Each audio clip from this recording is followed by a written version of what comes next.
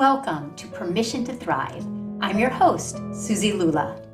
As a spiritual therapist for over 20 years, I have the honor and privilege of ushering women and mothers just like you on a journey from simply surviving to powerfully thriving.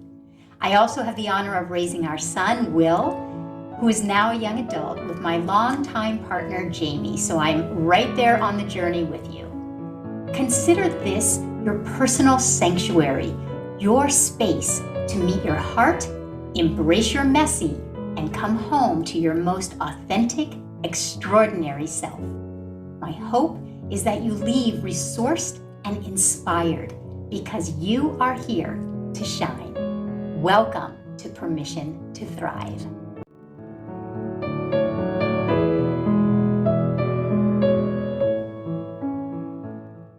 Hi, everyone. Welcome to Permission to Thrive. This week, this episode is a very spontaneous, personal, and vulnerable conversation about long-term relationships. Because today I'm talking about my own 22-year marriage, spiritual partnership with my partner, Jami. And what I've learned about myself and what I've learned about creating thriving, long-term, intimate relationships. I had actually sat down to record a different episode, realizing today's my anniversary.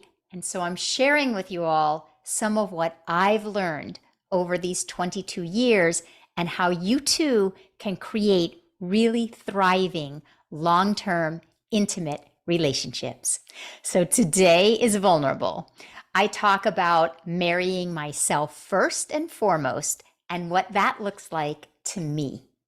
I talk about my marriage mantra that I didn't get married to stop dating and what dating myself looks like to me. And I talk about how I handled some of our challenging times and my inner divorce that actually saved my marriage. I talk about how we have transformed this antiquated institution of marriage into a true spiritual partnership. So if you are seeking thriving inner and outer relationships in your life, then this episode is for you. Sit back, relax. As always, this is your sacred time to receive. Enjoy, everyone. Hi, everyone. Welcome to Permission to Thrive. Today is my 22nd wedding anniversary. I've been married for 22 years, have been together with Jami for 25 years, and we've known each other for maybe 27, 28 years because we were friends before we started dating. And I came here intending to record a solo episode on healing the heart of the inner child. But as I sat down, I just felt a prompting to speak from my heart to your heart about my personal growth over the past 22 years of marriage. So sit back. This is probably going to be a really vulnerable, personal conversation from my heart to yours. If I could only choose one thing that I've learned, it's that the person I've truly been married to for 22 years is myself. So I can honestly say that whether you are in a long-term outer relationship or not, this conversation is for you.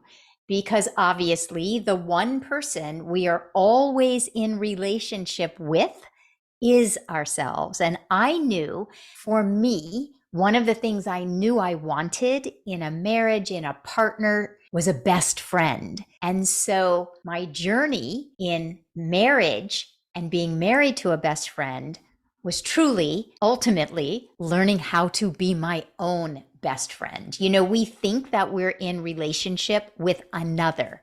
But when I look back over all of these years, it's me that I've truly been in relationship with. And what I want for myself and what I want for you is to create the most loving, intimate, and connected relationship with yourself that you can possibly have.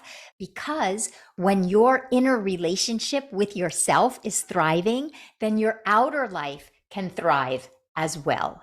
So, one of the things I think that I did know early on was that before I could marry or chose to marry another, that I wanted and needed to marry myself first. So, that one thing that I did know long ago was to marry myself. And I just can't stress this enough. I for sure can't say that I was truly experiencing self love at the time, but I did know that my highest priority in my outer marriage was first and foremost to be in a good marriage within, a good marriage, a good partnership with myself. And that brings me to one of the most important things that I think I could share with anyone is that I rarely refer to it as my marriage. We use that term, and I use it because it's a term that everyone throws around. But honestly, I am in a spiritual partnership, and I was always looking to be in a spiritual partnership. And so, first and foremost, my journey has been to deepen my own spiritual relationship within myself and the spirit and God of my understanding. So, to that end, my wedding ring is actually 3 rings.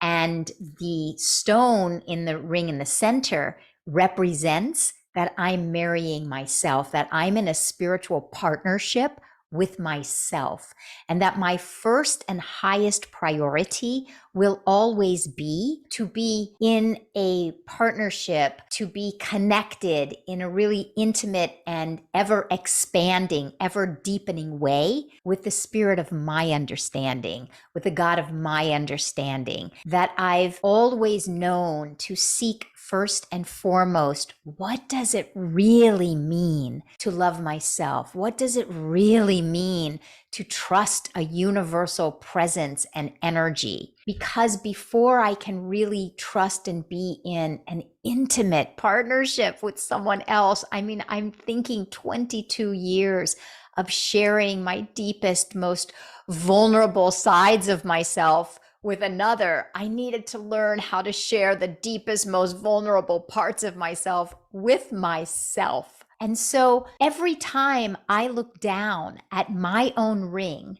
for 22 years, I've looked down at my finger. My ring represents, I'm looking down and I see my intentions and the vows that I have created for myself. So I actually and literally married myself. So my invitation to you is to really marry yourself. Do a marriage ceremony, marriage commitment. Sit, become still, become self-reflective. What is it in your own spiritual partnership with yourself that is important to you? I did that for myself, and I really came up with only 2 things. One was to learn to treat myself with simple kindness, to become my own best friend, to be invested in my own spiritual unfoldment and anchoring and centering and expansion. My spiritual life was really the most important thing. I consider my spiritual life and my relationship with myself to be one and the same. And then the second thing is to take care of myself first, to fill my own cup so that I have the bandwidth to then treat Jami in the way I want to treat him will come as the result of filling my own cup first. So these 2 seemingly simple acts, to treat myself as I would want Jami to treat me, to treat myself as my own best friend, to treat myself as I treat my best friend, my best girlfriends, the way that I treat him, to treat myself as my own best friend. I could do episodes on this to truly learn what self-love and self-like really is, to embark on a deep spiritual journey so that my marriage, my spiritual partnership in my outer life would reflect a truly rich inner relationship with my own divinity and my own love of spirit, God, life itself, to create and cultivate and curate this rich inner life. Sounds so simple, but it has been my life's work to really create a rich, inner, thriving life that feels really good from the inside out, so that I then show up feeling comfortable and good in my own skin. And I like the person that shows up in my spiritual partnership. And then, secondly, to take care of myself first, to give myself the permission to take care of myself first, to move beyond the thoughts that taking care of myself first was selfish and that there wasn't enough time or energy for me to take care of myself and truly thrive in my life, and then be the partner to Jami that I am seeking to be. That in itself, it's why I call this podcast Permission to Thrive, because to truly and honestly give myself permission to take care of myself in the ways that I need care sometimes takes more courage than I could possibly describe to you. But what I can tell you is that putting my own spiritual life first, my own spiritual practice first, having my own spiritual practice be at the heart of my life, and putting it before anyone or anything else, has then allowed me to show up in my own spiritual partnership with Jami as the woman that I want to be, that I feel good about. Trust me, it's not always that way, but on the big picture, I will tell you that what has worked for me is putting my spiritual life first, my life first, and being true to that. And that has allowed me to then show up authentically, feeling good in my own skin, feeling comfortable, liking the partner that I am showing up as. So let's just take a moment right now and become still within yourself and ask yourself, what are the qualities in your life that really matter to you?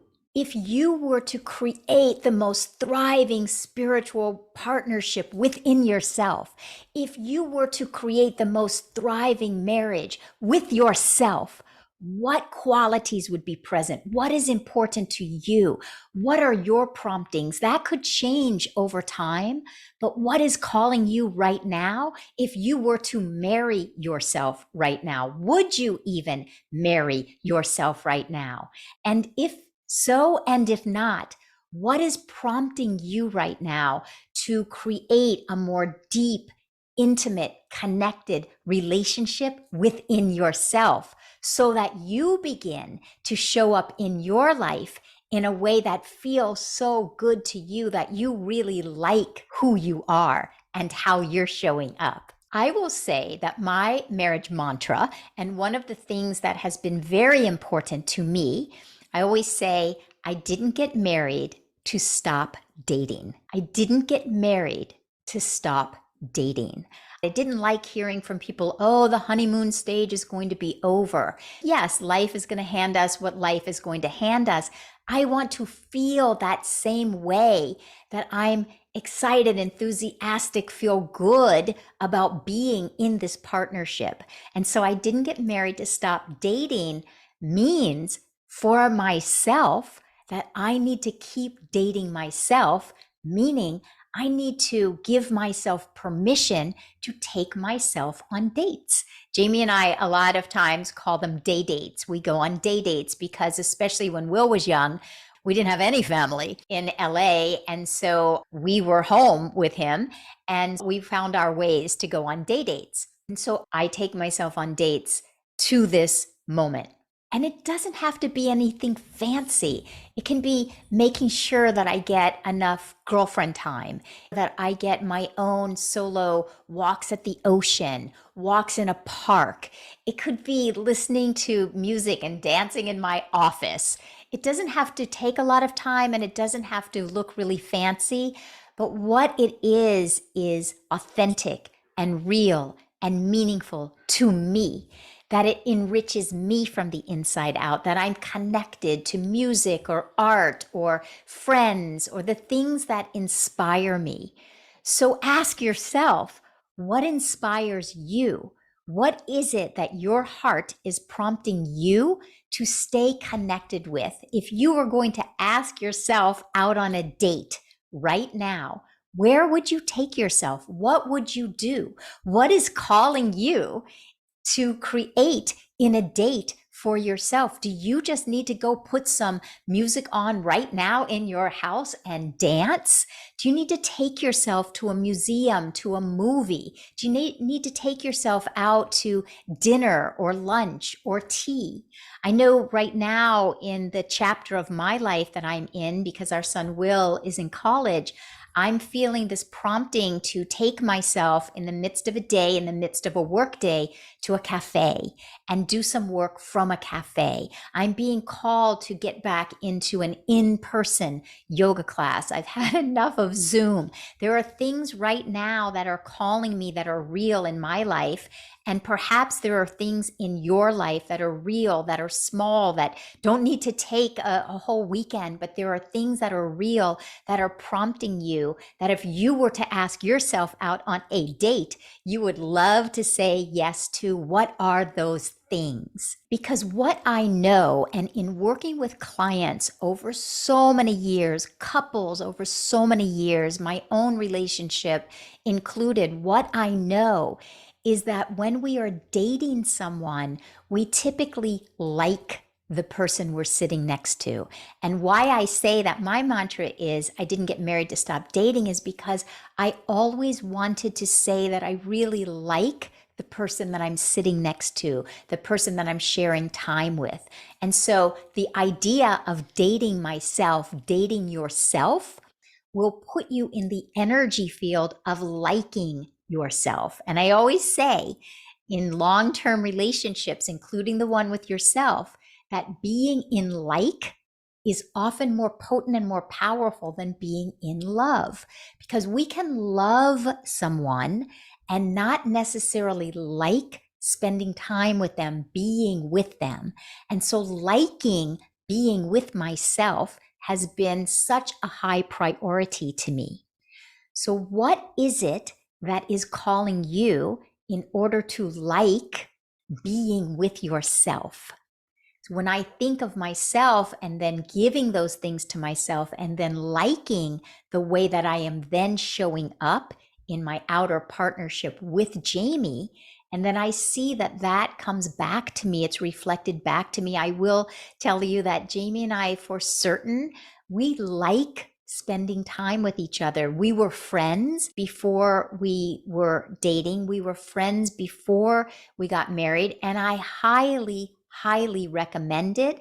And if you are already in a partnership and you didn't necessarily do it that way, I so encourage you to begin to look at the person you're with as a friend. How would you show up if that person was a friend? How would you show up? What kind of friendship would you like to cultivate? Rather than looking and asking them to show up in a certain way, I always try to look and ask myself, what kind of a friend do I want to show up as?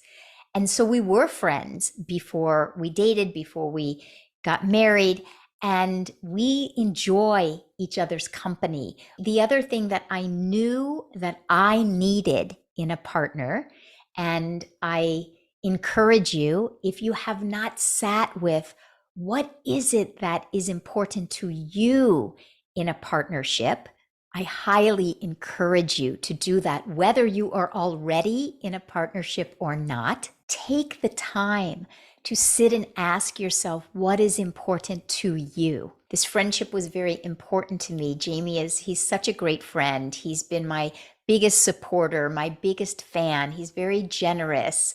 Everybody knows he brings me my celery juice, my lemon water, my lattes. He's just a very generous individual, but we sincerely enjoy being with each other. So cultivating a friendship will take you the distance that you can't even imagine, especially for us now. We are empty nesters. So our son Will is in college. And I always knew way back then I didn't want 20 years to go by and then feel like I was a stranger sitting across a table with a stranger. I wanted to be walking with my best friend. And so that friendship is something that I'm so grateful that we cultivated and continue to cultivate. It is a continuous cultivation. Friendship, there's nothing like it. There's nothing as rich or enriching. I highly recommend it. You start by being a friend and a good friend to yourself, and then you offer that friendship. And that's why I call it a spiritual partnership. It was always important to me. I always knew that I wanted to be with someone who was as committed to their own spiritual life as I was to mine. I knew that life would hand us whatever life would hand us. And I felt that if I was with someone who was as devoted to their own spiritual practice as I was to mine, that we would best be able to weather the storms that would come our way. Now, you might not be with someone who is as devoted to their spiritual path as you are to yours. And what I have found, though, in my own life is that it is my own dedication to my own spiritual practice that would then give me the courage, should I have chosen to complete this marriage, this partnership. So I'm going to break that down. What does that mean? First and foremost, why I call it a spiritual partnership is two components: spirituality, partnership. I just explained the spirituality part. My spirituality is important to me. So I wanted to be with someone who would mirror that. They didn't have to be on the same spiritual path as me, but I wanted that person to have some kind of a dedication to something inside of themselves, to expand, to be interested in expansion. I knew that Jami would clean his own side of the street.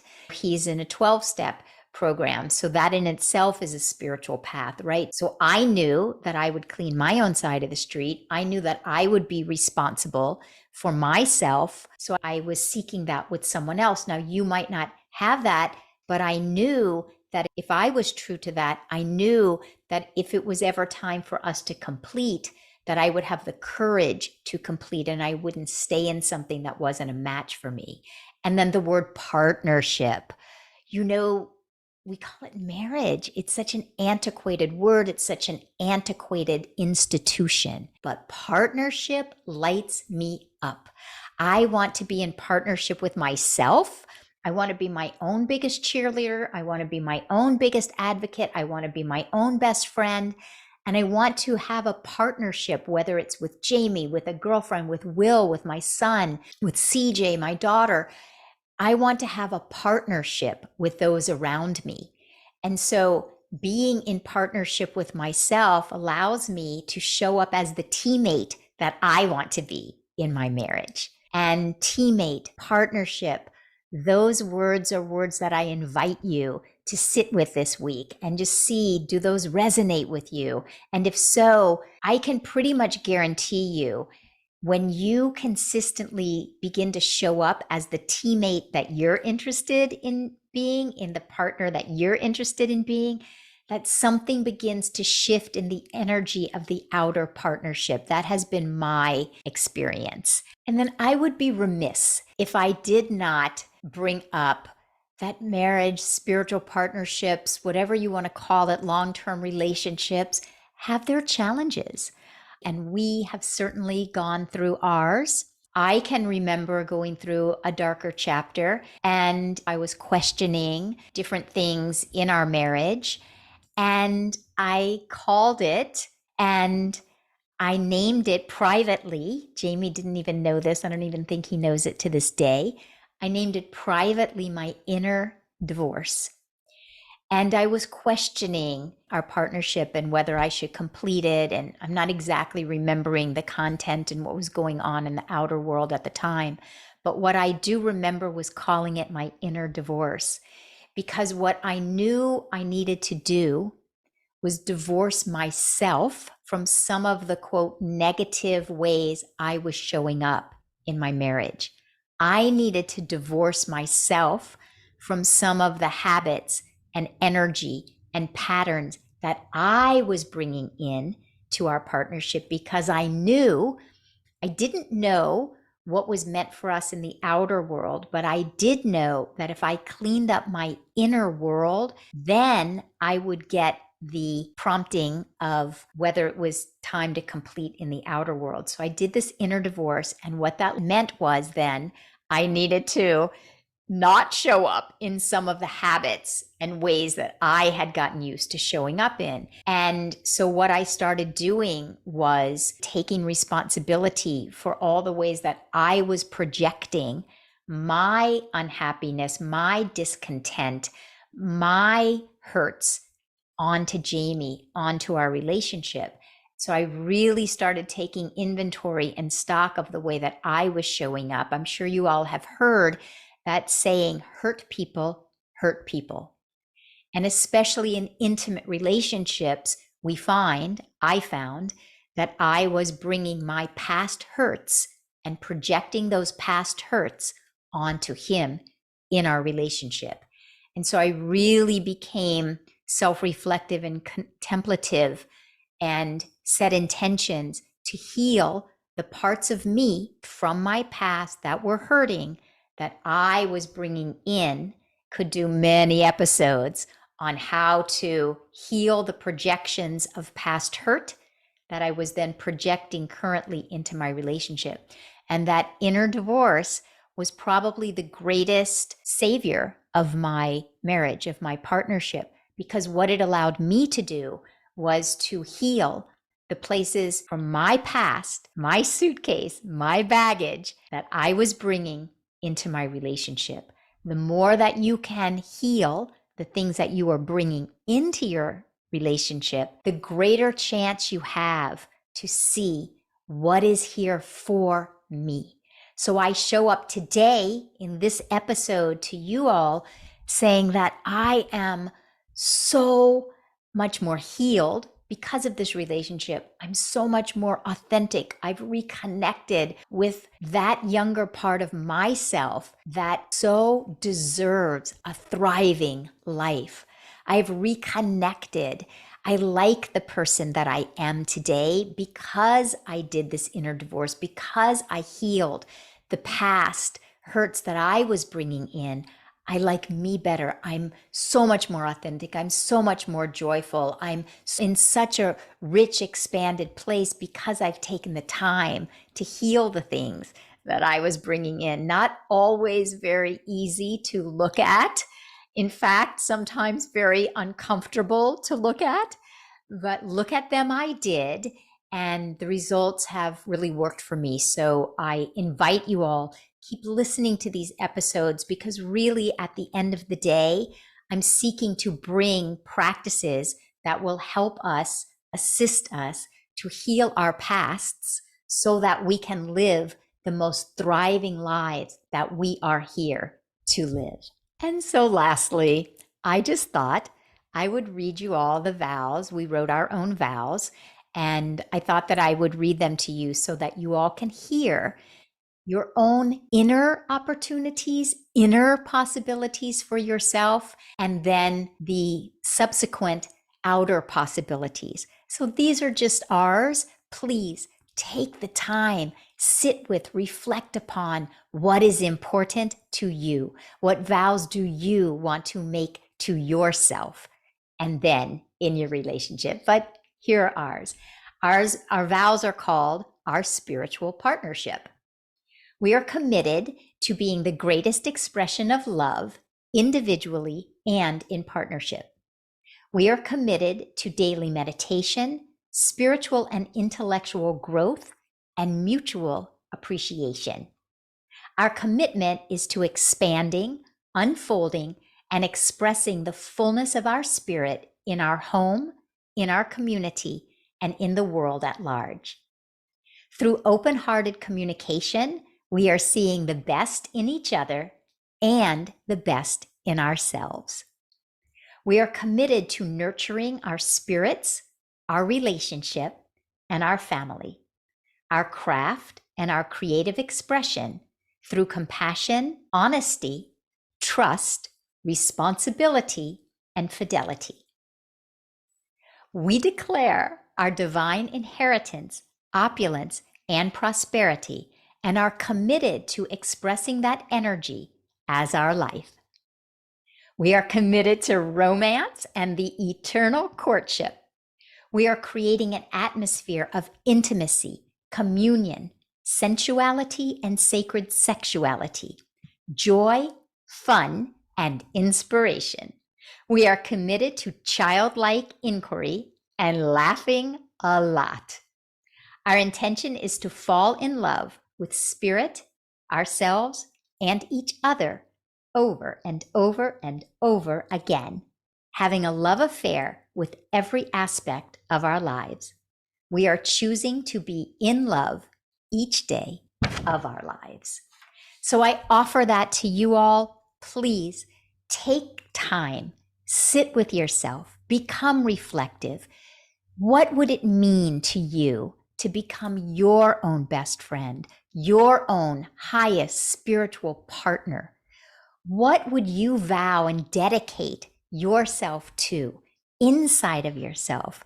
Write out those qualities, write out those intentions, and then who is it and how is it that you would most like to show up in the partnerships that are meaningful to you in your life? And as always, please DM me, text me, email me, write in the comments. I'd love to hear what you value. I'd love to hear what is meaningful to you. What are your takeaways from today? What inspires you? What are you going to implement in your life? Please keep in touch. Let me know. And as always, if there is anything in this episode that touches you, that is meaningful to you, pass it on to someone else that you would like to see thrive in their lives. Please leave a 5-star review. That will assist us to pay this forward and begin to create a world with thriving individuals. And so until next week, give yourselves permission to thrive. Much love, everyone.